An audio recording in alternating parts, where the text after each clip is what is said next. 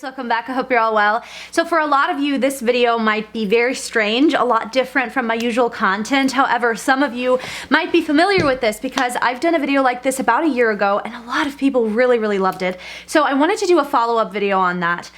So in today's video, I'm not going to be talking about all the hacks that I talked about in the last video that was about thin and fine hair. So if you want to see additional tips, I'd highly recommend to check that video out. I'll leave it in the description box down below. And honestly, maybe even watch that video first and then come back to this one. But yeah, in today's video, I'm going to share some additional hacks that I have found really help me with my thin and fine hair, a very thin hair.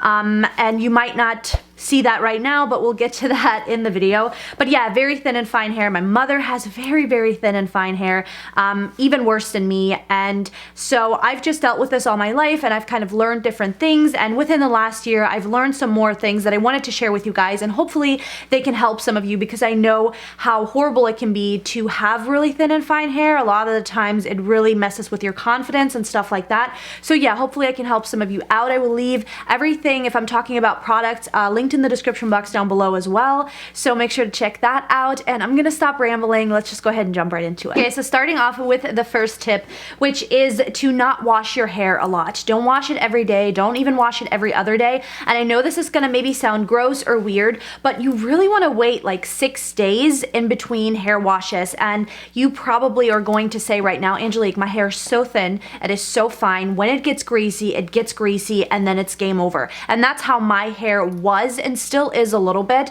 I have such thin hair, again, like I'm gonna sound like a broken record, I really have very thin hair. And if it gets greasy, and it gets greasy fast because it is so thin, it just gets really greasy. But what I did is I kind of trained my hair, and my hairdresser told me to do this. And meaning training my hair, what that means is I basically, like, it took a little while to get to the point where now it doesn't get that greasy anymore that quick. It really works, you just have to stick with it. So I would just go days and days without washing my hair and just use dry shampoo or wear a hat on the days where it got just really greasy until I got to my hair washing day, you know what I mean? And it was a little painful at first because I had super greasy hair, but after about, I don't know, maybe like 3-4 months or something like that, my hair really got used to it, and now it doesn't get nearly as greasy, which I think is really helpful because if your hair is thin and fine and you don't have a lot of hair and it gets greasy fast, then it can look even thinner, and I absolutely hate that. So not washing your hair every day or every other day, try to go as long as you can be super helpful for you. Number 2, let's talk about color. Now this might not apply to everyone, and by the way, in my last video I talked about hair cut, so definitely check that video out. But anyways, let's talk about color. I wanted to talk about color because for those of you who are like me, who are not a natural blonde, you know that dyeing your hair blonde is really not good for your hair, no matter if you have thick hair or thin hair, right? But it can be even worse if you do have thin hair because it kind of damages your hair. So here's my thing. Obviously, I am completely blonde, right? I am very dark naturally. I have very dark hair. So this is something that I feel like a lot of people need to know because I still see so many people doing this, even some of my friends, and I used to do it too way back when. Now I've been seeing the same hairdresser for about almost 7 years. I've never seen anyone else in those 7 years. She's been coloring my hair, she's been keeping me blonde. My hair is really healthy now compared to what it used to be. And what we do is, instead of coloring my roots every 4 to 6 weeks, which is something you would naturally want to do if you want to be a blonde because your roots show and then it doesn't look that good, we wait a lot longer. Like, she does never ever color me like every 4 to 6 weeks. I sometimes wait probably a good 3 to 4 months until I touch my roots up, which is oftentimes why you see me a little rooty, but I really like that look and I know it's healthier for my hair. Now, do I want to be a bright, fresh blonde all the time? Yes, but if I kept dyeing my hair every 4 weeks, especially blonde, like, it would really damage it and it would probably be a lot more unhealthy than it is now. So that is a big tip that I can give you guys, and even though though I'm not a hairdresser, this is what my hairdresser has told me so many times, and this is what we have been doing, and it has worked. I am able to be a blonde and not have completely damaged hair. Number 3, let's talk about a product really quickly. I've talked about dry shampoo in my last video. Again, check it out. But in today's video, I wanted to talk about another product that I have since then found. I don't think I mentioned it in the last video, but this right here is it. Not sponsored or anything like that at all, but I absolutely love this, and it is a lifesaver, absolute lifesaver for thin and fine hair. So this is called the volumizing texturizing spray. So what I do is after I style my hair, it's typically very just like flat, right?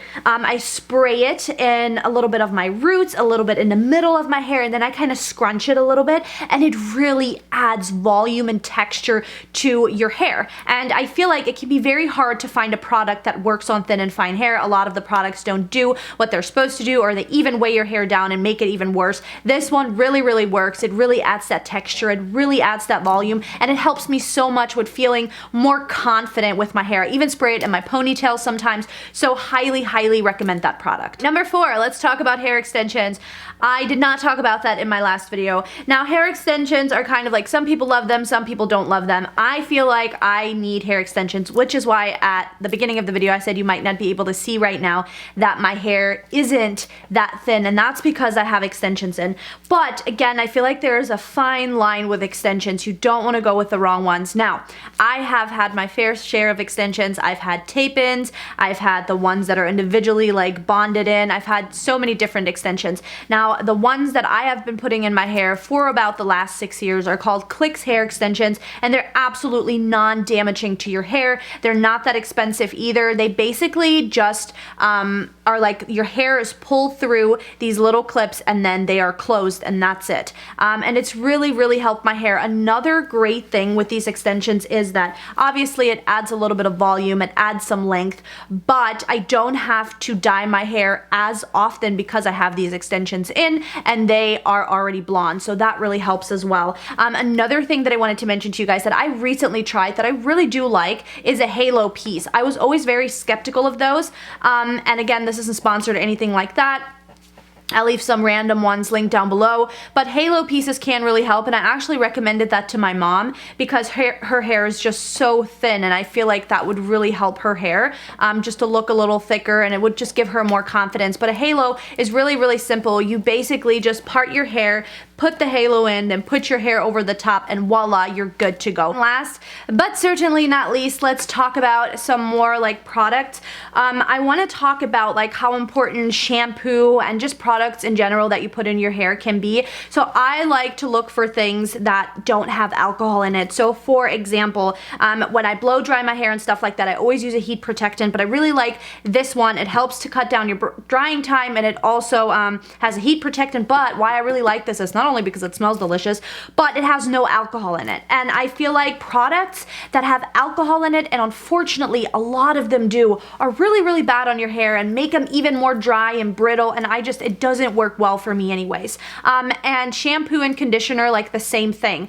I have taken a very long time to find a shampoo and conditioner that really works well for my thin and fine hair, that doesn't weigh it down, that doesn't make it feel yucky, that doesn't make it look even thinner than it already is. So I will leave my favorite one linked in the description box down below. I really, really love that stuff. I mean, I wouldn't recommend it if I didn't swear by it. It helps my hair anyways, doesn't weigh it down, makes it feel super soft, makes it feel and look very, very healthy. So it is really important that the products you put in your hair are good products and are products that work for you. Sometimes you have to do a little testing out and trying out, and sometimes you have to spend a little more money than you would maybe want to, but I just feel like it really helps me and my confidence to make sure my hair feels and looks its absolute best, even though I might not be the happiest with it, you know, because it is thinner and finer than most people's hair. But I really hope that these tips helped some of you. If they did, give this video a thumbs up. If you want to share any additional tips, please do